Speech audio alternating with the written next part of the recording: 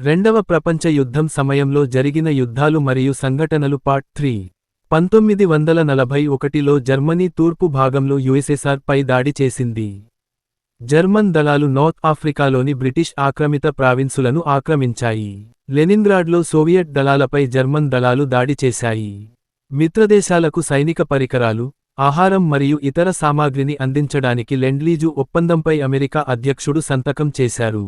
South east ఆసియాలో Japanese సైన్యం Burma, Philippines, Malaya, Vietnam, Korea, Singapore మరియు ఇతర ఐలాండ్ నేషన్స్ను ఆక్రమించింది.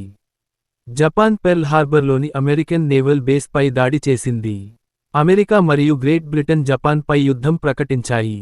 జపాన్ మొదటి అమెరికన్ భూభాగమైన వేక్ ఐలాండ్ను ఆక్రమించింది. జర్మనీ మరియు ఇటలీ అమెరికాపై యుద్ధం ప్రకటించాయి. వీడియో నచ్చితే లైక్, షేర్, కామెంట్ చేయండి. మా ఇన్స్టాగ్రామ్ పేజీని ఫాలో అవ్వండి.